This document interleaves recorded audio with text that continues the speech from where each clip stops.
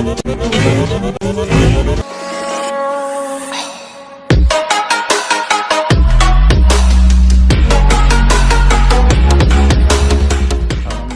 warahmatullahi wabarakatuh.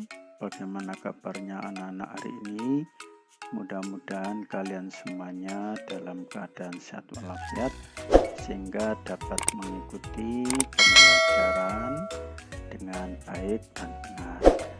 Anak-anak, hari ini kita belajar matematika yang menjelaskan tentang menyajikan data, membuat tabel, dan diagram.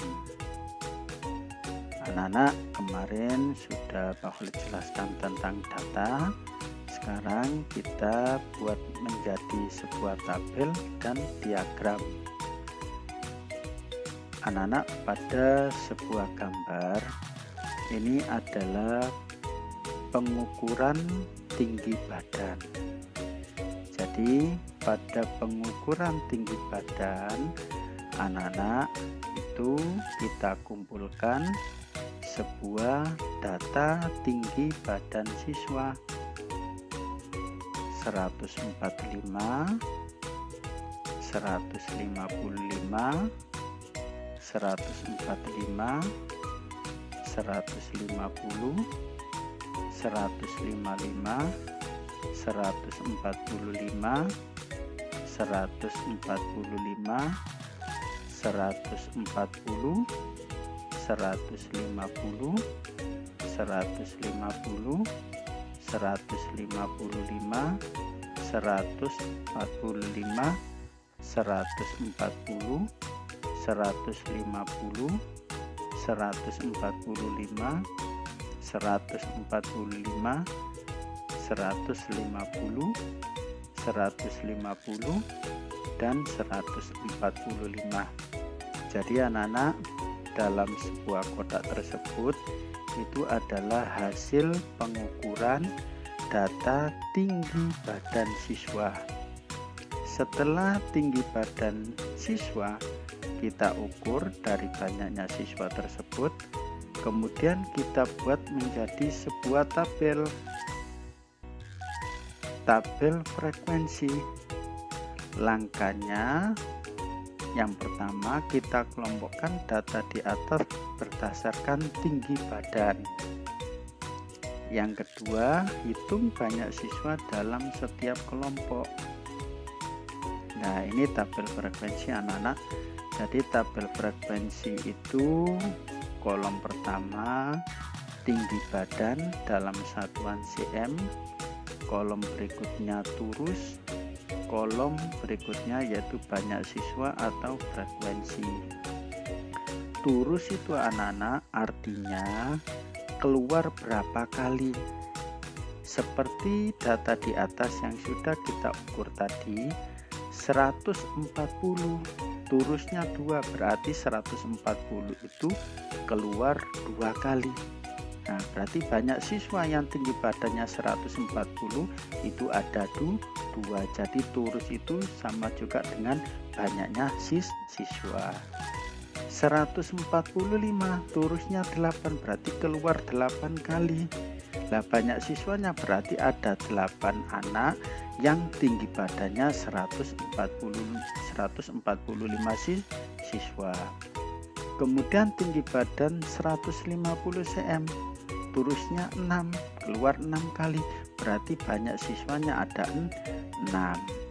Kemudian tinggi badannya 155 cm, keluar atau turus 4 kali, banyak siswanya ada 4. Jadi tabel frekuensi ini anak yang tinggi badannya 140 cm ada 2 siswa, anak yang tinggi badannya 145 cm ada 8 siswa, anak yang tinggi badannya 150 cm ada 6 siswa, anak yang tinggi badannya 155 cm ada 4 siswa. Kita jumlahkan seluruhnya 2 tambah 8 tambah 6 tambah 4 ada 20 siswa. Jadi anak-anak, dari 20 siswa kita buat tabel frekuensi seperti video tersebut ya. Datanya ini dari yang tadi waktu kita ukur ya, data pengukuran siswa. Kemudian setelah tabel frekuensi ini sudah kita buat, maka yang kedua kita membuat diagram batang. Pada diagram batang ini anak-anak, garis yang tegak lurus itu adalah banyaknya siswa.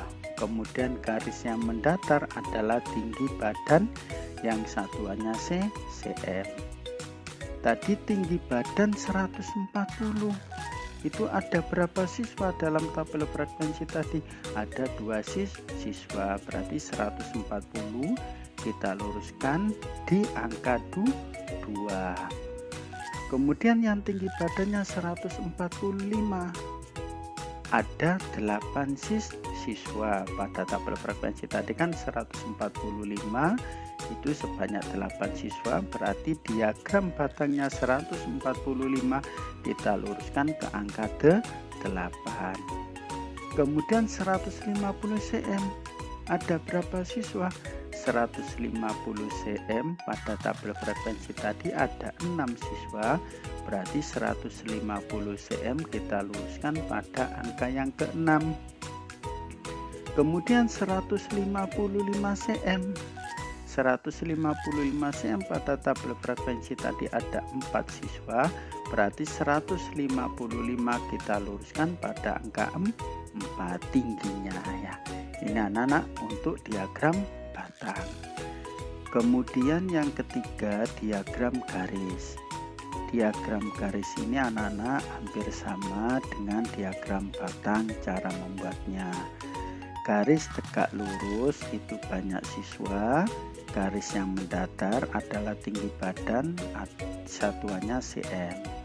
Pada diagram batang tadi 140 itu ada 2 siswa, berarti 140 kita tarik garis ke atas sampai angka 2, ujungnya kita beri titik. Kemudian 145 ada 8 siswa, kita tarik garis sampai angka 8, ujungnya kita beri titik.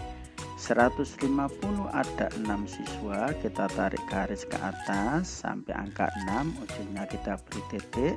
Kemudian 155 ada 4 siswa, kita tarik garis ke atas, ujungnya kita beri titik. Dari titik-titik ini anak-anak, titik-titik pertemuan ini kita hubungkan dengan sebuah garis.